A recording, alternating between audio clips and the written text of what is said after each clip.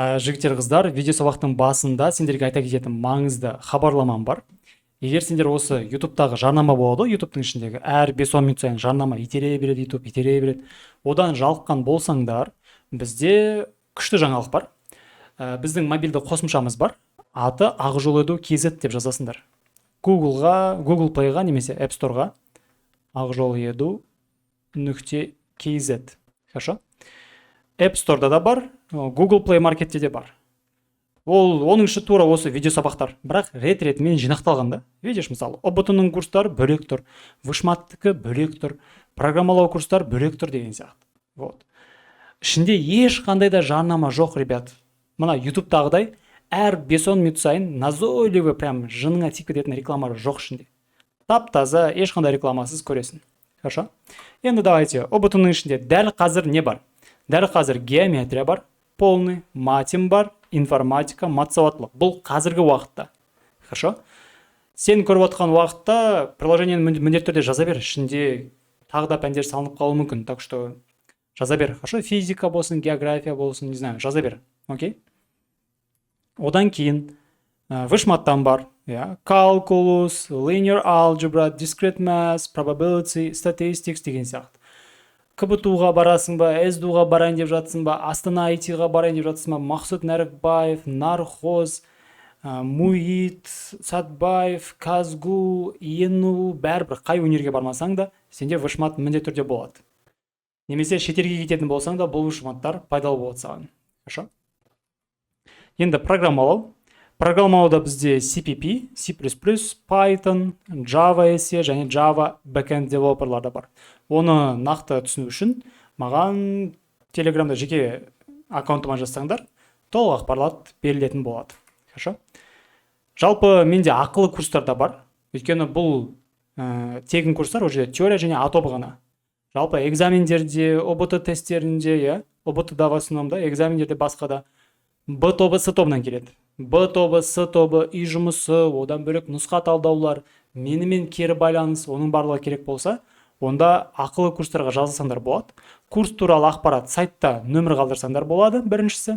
Немесе мен Телеграм каналымда ақпарат қарасаңдар болады. Немесе жеке Телеграм каналыма жазсаңдар, жеке Телеграм аккаунтыма жазсаңдар болады, бірге бір сөйлесіп.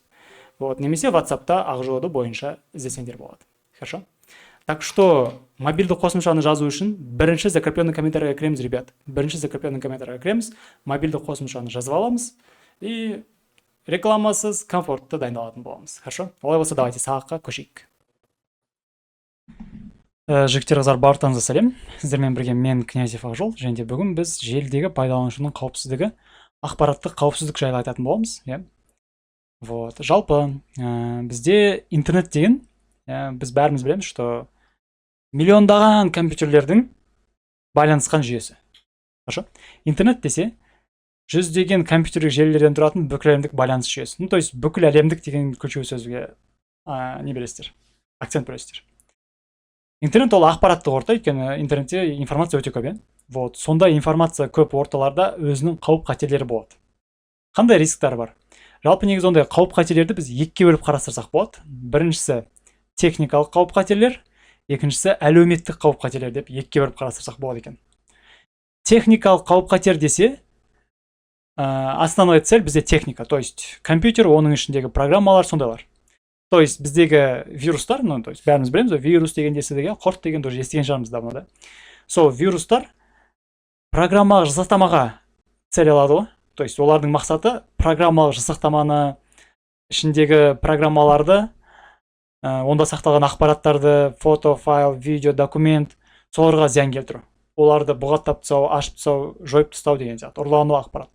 Ключевой сөз, бұл жерде техникалық қауіп қатерде, ключевой момент программалық жасақтамаларға кетеді. Хорошо? Файлдарға кетеді, программаларға. Ал әлеуметтікте, это адамға нацелен болады. То есть бізге ақпаратты ұрлауды біз через адам арқылы ойлаймыз. То есть біздегі основной цель машина емес, то есть компьютер емес біздегі. Оның пайдаланушысы таңдалады. Хорошо? Барлық әдіс тәсілдер арқылы адам факторының әлсіз жақтарын қолдануға негізделген деп жазылған. Зиян келтіруші ақпаратты, мысалы, әдеттегі телефонмен сөйлесу арқылы, немесе оның мекемеге қызмет ретінде кіру арқылы алады дейді. То есть шпион ғой, компанияның ішінде жүрген шпион, Ол ақпаратты тоже ұрлайды, бірақ адамдар арқылы ұрлайды. Мысалы, обед кезінде шақырады, потом оған тамақ алып береді, угощать етеді, там секреттарды біліп алады компания туралы деген сияқты ғой. Хорошо? То есть бұл жерде ақпараттық және психологиялық шабуылдар нәтижесінде ақпаратқа заңсыз қол жеткізу. То есть психологиялық шабуылдар деген сөз андай довериеға кіру, иә, вот. То есть техникалық десе это больше программаға, программное обеспечение, файлдарға, иә, фото, там, документ сорға. Ал әлеуметтік десе ақпараттық психологиялық шабуылдар, олар адамға, то есть оның пайдаланушысы юзерға бағытталады. Окей. Енді жалпы техникалық түрлері дейді, техникалық қауіп қатерлердің түрлері. Мұнда мен үшеуін көрсеткем, негізі біз келесі сабақта осыны жақсылап жілік майын шағып талдаймыз. Уже келесі сабақта. Пока что айтамыз, что зиянды программалар. Зиянды программалар не істейді? Зиян келтіреді. Қайда? Компьютерге, серверге, желіге, да? Компьютерге, серверге зиян келтіреді. Зиянды программалар зиян келтіреді дейсіздер. Ол қалай кіреді? Почтаға жіберілген ұсыныс хаттар. То есть сотрудничествоға ұсыныс жібереді, спам, иә, сондайлар. То есть сол жерде ссылка тұрады, мысалы, почтаға сізге хат келді деп ойлаңыз, иә. Дорогой Андрей, добрый день. Мы можем вам отправить прайс на, не знаю, там бүгінгі обедке скидка бере аламыз деген сияқтымен тұрады. И осыған көшу үшін мына ссылкаға басыңыз дейді. Осы телеграмда көп жүрді. Біреу тұрады, чаттардың бәріне жіберіп тастайды, бәріне бүкіл контактылардың бәріне бір ссылка жіберіп тастайды, потом контактлар сол ссылканы басады, олар бүкіл өзінің контакттарына ссылканы жібереді. Телеграмда болушы еді, сол. Окей, зиянды программалар. Көбінесе осындай ұсыныс хаттар мен хабарламаларда жаңалық сайттарының беттерінде дейді. То есть жаңалық сайттарының беттерінде, помните, мынандай сайтта тұрсаң, сол жақ оң жақта Алла Пугачева арықтады, Баян Есентаева секретмен бөлісті, кім бар, Райыммен, Райымның әйелінің аты кім еді? Ладно, солар туралы бір информациялар жүреді, прикол болып. Басып қаласың, и все, сен троянды ұстап алдың, любой бір зиянды программа кіріп кетті саған. Хорошо? Вот. Енді ботнет. Ботнет деген бүкіл әлем бойынша зақымданған желілер, құрылғылардың желісі. То есть бүкіл компьютерлерді, зақымданған бүкіл компьютерлерді жинайды да, оны ботнет деп атайды. Хорошо? То есть уже зақымданған құрылғылардың желісі ботнет. Зақымданғандардың бәрін совокупна қарастырса, бәрін жалпылап қарастырса, оларды ботнет деп атайды. Енді дос шабуыл. Дос шабуыл деген өте қызық негізі. Мен соңында Каспи журнал деп жазып қойғам. Неге? Ол компьютерді істен шығарады, бірақ ақпарат ұрламайды дейді. Дос атакаға қалай? Мысалы, бізде мұнда мысалы старый платформа бар, миллиондаған адам, Ақжол-Едуға миллиондаған адам кірсе, иә? То есть абонент берсе, миллиондаған адам. Ақжол-Едудің сервері құлап қалады. Құлап қалады деген сөз не? Сервер перезагрузкаға кетеді, то есть ұйықтап қалады. 15-20 минутқа перезагрузкаға кетеді. И 15-20 минут бойы оны ешкім қолданамайды. Түсінесіздер ма? Демек, дос шабуыл компьютердің барлық ресурстарына, то есть адам қол жеткізе алмайды. Неге? Өйткені мысалы, егер Каспи банкқа дос шабуыл жасаса, это логикасы былай болады. Мысалы, бір программист тұрады да, бірінші миллиондаған адамға рассылка жібереді. Мысалы, миллиондаған адамға рассылка жібереді. Ол рассылканың ішінде ссылка болады. Өзінің несіне? Вирусына ссылка болады. Мысалы, адам рассылканы басады, ешнәрсе болмайды оның компьютерінде. Пока что ешнәрсе болмайды. Но вирус оның компьютеріне кіріп алып, дайындалып тұрады. И сөйтіп, мына программисттің, злодейдің, миллиондаған компьютерда вирустар отырады, балалар отырады солардың, вирустар отырады. И программист тұрады да, в один момент сол компьютердің бәрінен запрос лақтырады Каспи банкқа, например. Каспидің приложениесіне. И Каспидің приложениесіне одновременно миллиондаған компьютерден запростар келеді, типа, мой банкты көрсетеді деген сияқты. И Каспи справляться етпейді ондай задачамен. Неге? Өйткені ол жақта үлкен дата-центрлар болу керек, негізі Каспи справляться етеді, конечно, да? Но тест-центр, қарапайым вариант тест-центр. Қарапайым вариант тест-центр. Когда январьский, мартовский, настоящий энтоны тіркелердің алдында қатып қалады да кірмей қалады, сол DDoS атака жүріп жатыр ғой. То есть миллиондаған оқушы, сами того не зная, да, DDoS атака жасап жатыр. Оны біз өзіміз білмейміз. Біз негізі андай жақсы мақсатта жасатырмыз, конечно, да, тіркеліп үлгеру үшін, но тест-центрдің сайтына бір моментте жүздеген мың оқушы запрос лақтырады да, тест-центр сайты қатып қалып, құлап қалып, в общем, сынып жатады. Ондай болмаш үшін не істеу керек? Сервер сатып алу керек қой дата центрдан. Мысалы мына сервер қарасақ, облачный емес, кәдімгі хостинг емес, конструктор сайтов депті, аренда серверов неке. Сервер депті, облачный емес, кәдімгі объектное хранилище депті. Ну ладно. Кубернеты. Мысалы, аренда сервері 112 000 теңге дейді бұл жерде. Бұл жерде ол қандай? Мына жақта жазылып тұр екен ғой. Мысалы, сервер деген не? Это тоже компьютер, неке, видите? Intel Xeon депті. Xeon деген осы серверлерге арналған процессор. 12 ядросы бар, 24 поток бар. Ядросы көп бола берген сайын, многозадачность сондай арта береді да. Мысалы, 44 ядро дейді кетті. 44 ядро аламыз біз. Азу 768, озу білеміз ғой, жедел жад. Жедел жад 768 гигабайт. Мысалы, менде компьютерде қазір жедел жад 16. Хорошо. Вот. Мінеке, HDD 16 терабайт қаламыз. Тағы да бір диск аламыз. Тағы да бір диск аламыз. Тағы да бір диск аламыз. Мінеке, видите, бізде сервер деген не? Сервер деген это есть компьютер, бірақ памяти өте үлкен ғой. Мысалы, қараңыздар, 16 терабайт, 16 терабайт, 16 терабайт. 16-тан 4-ө 16-ны 4-ке өтсең, 64 па? 64 терабайт, прикинь? 64 терабайт данный отыр бізде. Тағы диск қосса болады бұлай. Ладно, ол қатық болын. 10 гигабит. Сетевой порт деген интернеттікі ғой. 1 гигабит или 10 гигабит интернеттікі. Сетевой порт тағы да бір. RAID деген сөз, данныйлар дублируется етіледі. Мысалы, менде 64 терабайт болса, 32 терабайтына данныйлар жазылып, и тура сол данныйлар қалған 32-ке копироваться етіледі. То есть, защита информация жүреді да. Егер менде мысалы сервер күйіп кетсе, онда данныйлар сақталады деген мағына.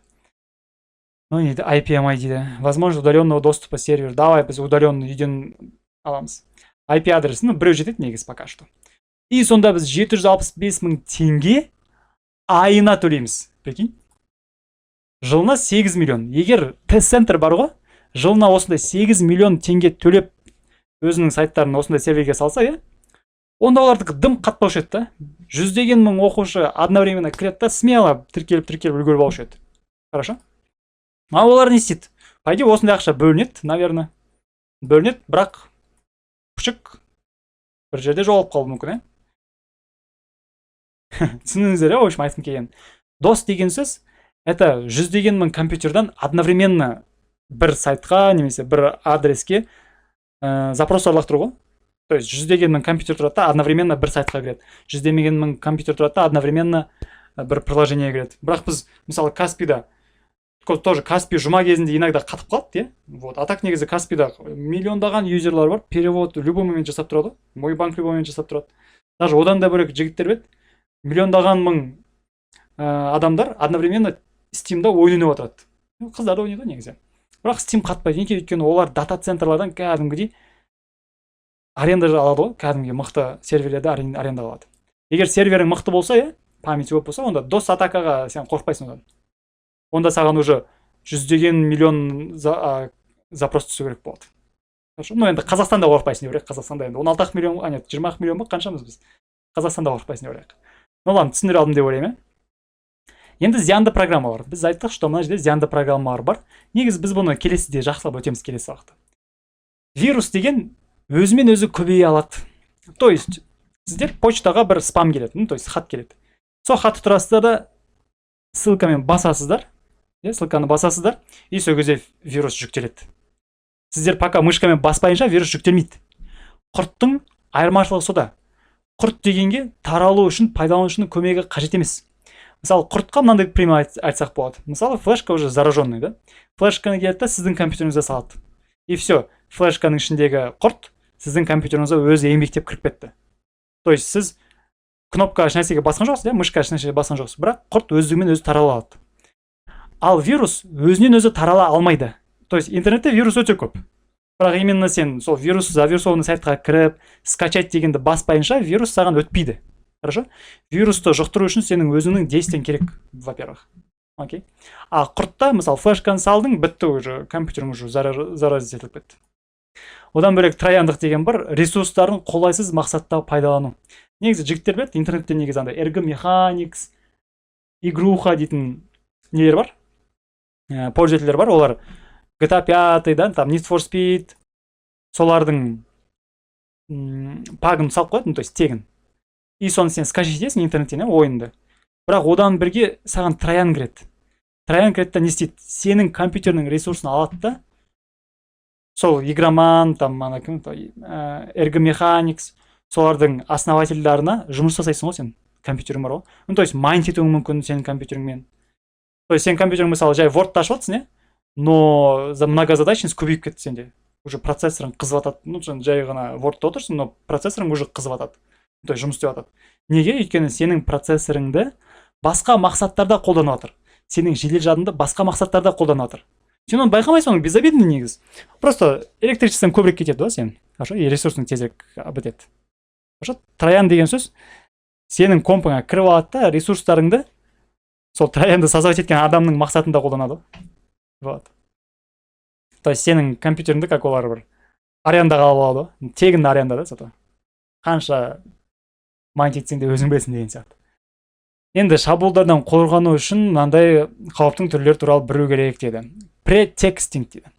Пре деген сөз, мінекей, пре деген сөз до деген сөзді білдіреді. Помните? Pre-intermediate. Это до интермедиата деген сөз. До деген сөз алдын ала. Хорошо? Пре деген сөз алдын ала жазылған сценарий. Алдын ала жазылған сценарий деген не ол? Мысалы, сіздерге андай банктан звондайды да, помните, оларда бір сценарий бойынша звондамай ма? Ну, мошенниктер да. Сен тұрасында олар бір алдын ала сценарий құрып алады. Так, мен тұрамын да, мынаған представить етемін. Представить еткеннен кейін осындай проблема бар деп айтам. Оның решениесін егер келісем десе, онда мынандай код жібер деп айтам. Келіспеймін десе, онда қазір счетыңыз блокқа түседі деп айтам. Ну, заранее осылай бір текст құрып алады. Заранее текст құрып алады. Сол бойынша действовать етеді. Белгілі бір ақпаратты беруі, белгілі бір әрекетті жасауы керек. Сондай. Ну, то есть как-то шаблон бойынша двигаться ететін адамдар. Кибербуллинг, бұл қазір өте көп таралған. ТикТокта, Инстада, Рилстардың комментіне кіріп қалсаң, буллинг қой, чисто буллинг қой. Мысалы, қалай? Мысалы, жазда вот біздің боксерларымыз ұлып қалған кезде булшет ватты ғой астына. Сол баяғы анау кету керек, мынау кету керек, боқтап жүреді ішінде. Одан бөлек ақшаға кетті, сатылды, біздің билік анау мынау деп тоже булшет ватады. Одан қалса, ну, например, қыздар, например, тикток түсіреді, не билей алмайсың, белің қозғалмайды, там, семізсің, анау мынау деп. В общем, булшет етеді. Кибер деген сөз, это интернетте булшет ету деген мағына. Зәбір көрсету, агрессия, қорқыту мазмұндағы хабарламалар жіберу. Хорошо, помните, синикит дейтін болды еще, есіме түсіп жатыр, синикит дейтін болды бұрындар. Вот. Фишинг. Фишинг деген ұрлау. Хорошо? Ұрлау деп жаттаңыздар. Мында негізі жазман, но фишинг деген жеке даныларды ұрлау. То есть логин, пароль, құпия ақпаратты алаяқтық жолмен алуға бағытталған әдіс. Құпия ақпарат, конечно, сіздің логин парольдарың, иінің, соны алаяқтық жолмен алуға. Ну, то есть какой-то бір алаяқтық арқылы иініңді ұрлау, там, не знаю. В общем, сенің даныларыңды ұрлау. Хорошо? Енді спам мен фишинг шабуылдары болдырмау үшін почта мекен-жайын ортақ сайттарда қалдырмау керек. Почтаңды көрінген жерге жаза берме. Оған дополнительно мынандай почта қалдыр деп айтып тұрса да, қараңдар, жақсы. Мысалы, бір сайтқа тіркелу үшін почта керек, иә? Но сен почтаңды қалдырғың келмейді. 10 минут mail дейтін бар. 10 минут, ну, то есть 10 минут mail деген бар. Барасыздар да. Бұл сізге бір какой-то бір почта береді. Хорошо, почта береді. 10 минутқа. Копируйтик. И давай бір сайтта тіркелейік, например. Почта керек, қандай бір сайт бар.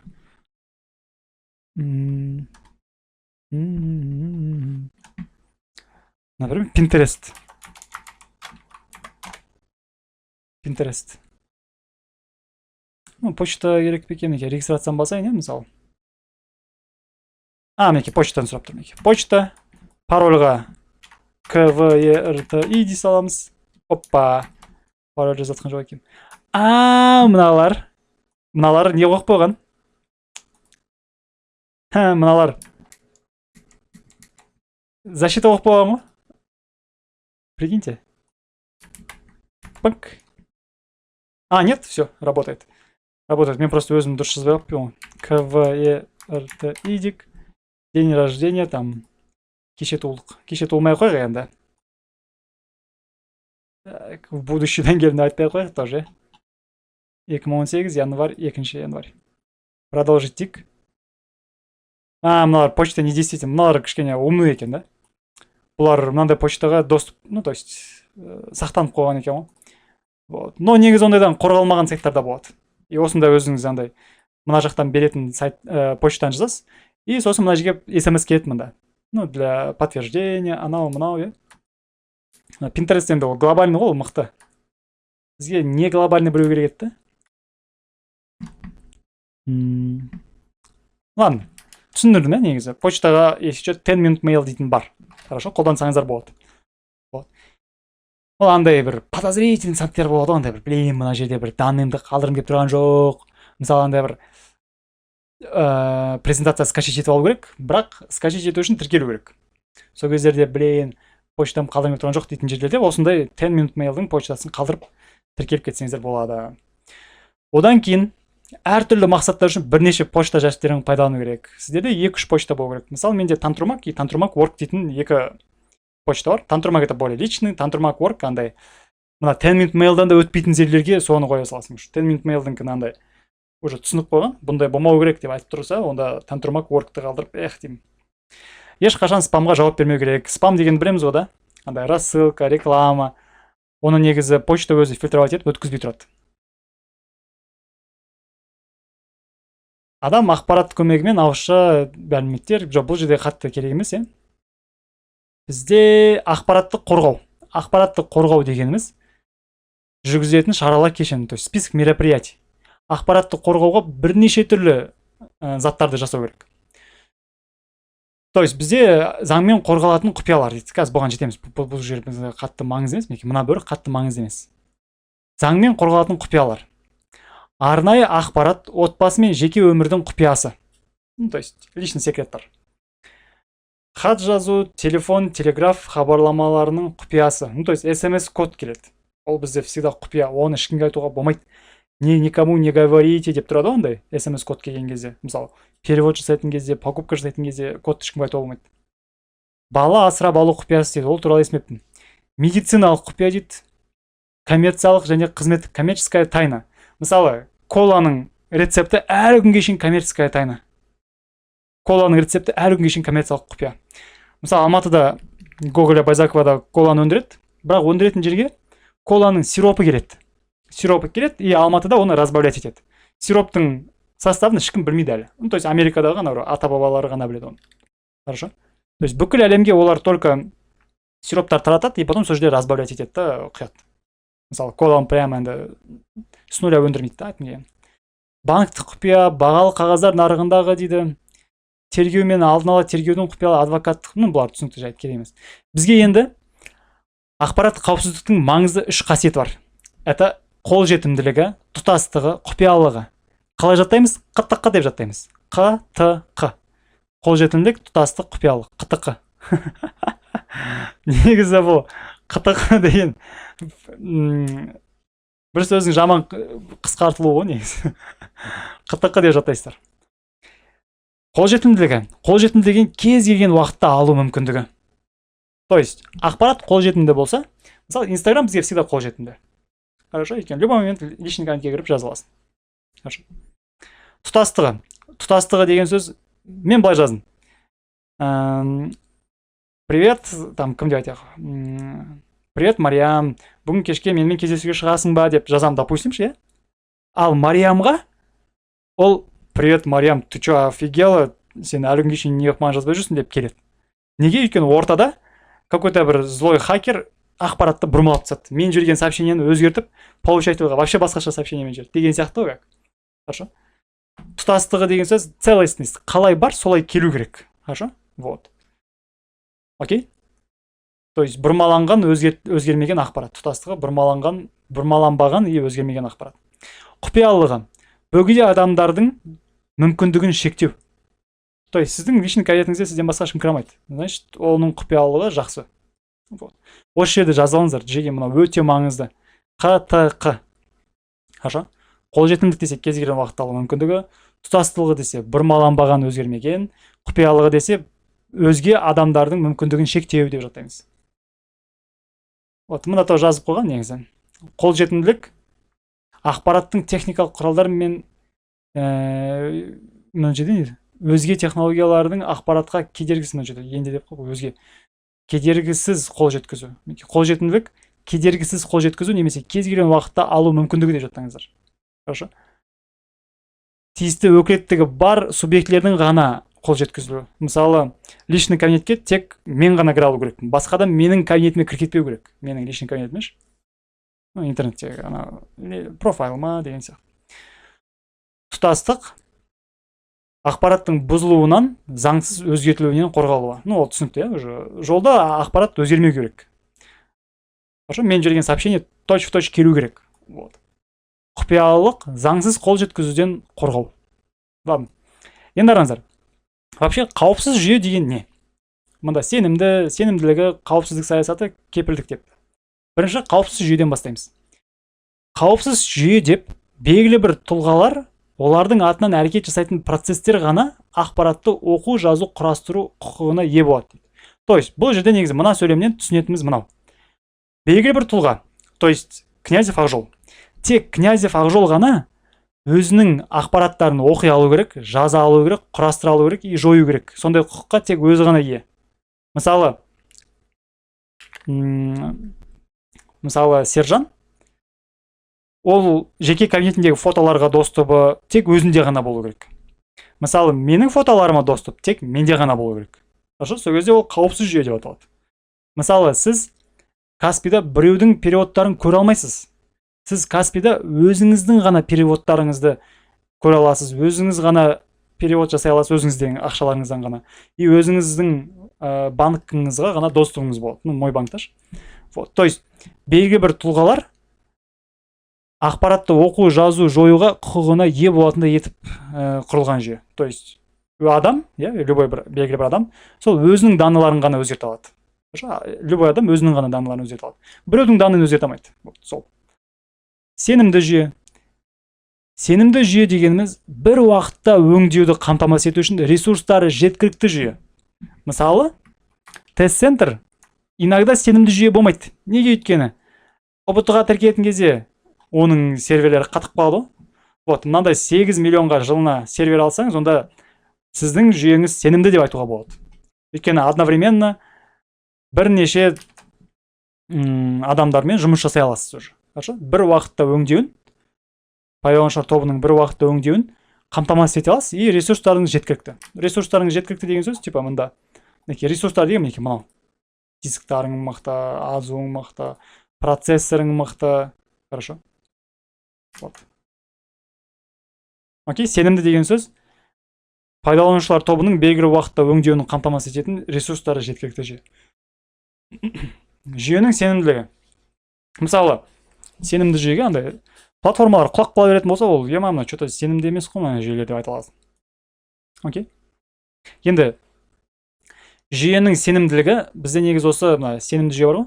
Ол екі қасиетпен анықталады. Қауіпсіздік саясаты және қауіпсіздік саясаты және кепілдік. Жалпы сенімді жүйе екі ұғыммен ассоциациясы болады. Қауіпсіздік саясаты это политика конфиденциальности. Сайтқа кірген кезде галочка бас деп тұрады. Сол. Және кепілдік. Кепілдік это гарантия. Қауіпсіздік саясаты деген не? Бұл жерде қауіпсіздік саясатында біз нормалардың жиынтығы деп айтатынбыз. То есть белгілі бір нормалардың жиынтығы. И все. Ол қандай нормалар? Мысалы, адамдардың данылары сливаться етпеу керек деген сияқты. Хорошо? Мысалы, ЕГОВта, жаңалық шығады, ЕГОВта 2 миллион ба қазақстандықтың, мен шатасуым мүмкін санынан, адамдардың данылары интернетке сливация етіліп кетті. Содан кейін, маған бар ғой, SMS-тен бір Россиядан, бір басқа елдерден бір SMS-тер келіп атады. Реально. Кепілдік жүйесі, кепілдік деген сөз гарантия. Гарантияң бар болса, не болады? Сенім бар болады сенде. Мысалы, машинаңа гарантия бар, 5 жылға гарантия бар, онда сен машинаңда сенімді уверен отырасың. Бұзылып қалса өздері жөндеп береді деген сияқты. Сенімді отырасың. Хорошо? Кепілдік жүйесі это сенім өлшемі деп жатаймыз. И все. Одан бөлек цифрлық бедел деген бар. Цифрлық бедел. Жалпы бедел деген не? Авторитет. Цифрлық деген сөз интернеттегі цифровой. Цифровой авторитет. Авторитеттер адамның жағымды болуы мүмкін, немесе жағымсыз болуы мүмкін. Бір адамдар бізге нормально ассоциироваться етеді, иә, авторитеттер жақсы. Бір адамдардың авторитеттері нашар бізге, да. Ой, обманщик қой мынау, черт қой. Вот. Енді жалпы цифрлық беделді интернеттегі авторитетіңді сақтау үшін сен не істейсің? Өз профиліңді көру рұқсатына шектеу қою дейді. Шектеу қою деген сөз закрытый қойып тастау дейді. Біреуге зиян тиетін, оны ренжітетін ақпараттарды жүктемеу дейді. Ха-ха деп андай бір. Сен бойың қысқа, сен жирный деп андай. Или сен ырға тілің келмейді, сенің шашың, не знаю, қысқа, там, білмеймін. Біреуді бөлші етпеу керек қой. Хорошо. Өйткені әр адамның личный границасын өтпеу керек. Боқтамау керек, анау мынау. Интеллектуалды жекеменшік. Кстати, интеллектуалды жекеменшік дегеніміз ол какой-то бір өнер табыс. То есть, сіз өзіңіз бір затты ойлап табасыз. Ол сіздің интеллектуалды жекеменшігіңіз. Адам ақылымен жасалған өнер табыс.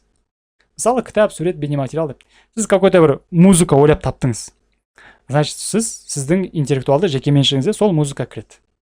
Хорошо? Вот. Авторлық құқық деген не? Авторлық құқық деген интеллектуалды жекеменшікке сіздің құқығыңыз. То есть, сіздің музыкаңызды біреу копировать етіп кетпес үшін сіз авторлық құқық жасайтын боласыз. То есть, авторские права. Сіз осы музыкаға, оны мен жасадым, бұл трек маған принадлежит деп авторлық құқық жасайтын боласыз. И потом, мысалы, басқа адамдар оны қолдану үшін сізбен келісу керек, немесе сізге ақша төлеп сатып алу керек оны. Хорошо? Вот. Мысалы, Мбаппеда, авторлық құқығы өте мықты андай. Мысалы, Реалдың фотосында түскені үшін, там, Nike'ты киіп жүргені үшін ақша төленіп отырады, но авторлық құқыққа прям кірмейді енді, но мысалы, Реал тұрады да, Мбаппенің фотосын өзінің страницасына салу үшін Мбаппенің рұқсаты керек деген сияқты как. Хорошо? Вот сондай. Енді мәтіндік, жалпы авторлық құқықты сақтау ережелері. Жалпы біз авторские праваны қалай сақтаймыз? Мәтінді көшіру кезінде оған ссылка қойып кету керек. Кітаптардың соңында пайдаланылған әдебиеттер деп тұрады ғой. Сол сияқты пайдаланылған әдебиеттер тізіміне қосып қою керек. Жалпы мен мында бір пример көрсеттім. Рустюмованы бәріміз білеміз ғой, Байқасақ, Рустюмова черно-белый газетный страницамен шығады. Негіз оның бәрі пиратскийлар. Неліктен, өйткені Рустюмова негізінде ақ офсетный бар ғой, ақ бет бар ғой, сондайға шығарған. Бірақ біздің қазақтар оның кітабын алғанда әр бетін суретке түсіріп, в общем, әр бетін печатать етіп, басқа кітап қылып шығарған ғой. Қазақтар. Вот, қазақтар, қазақ па екен, не знаю, бір, ұйғыр ма, дүнген ба, білмеймін енді.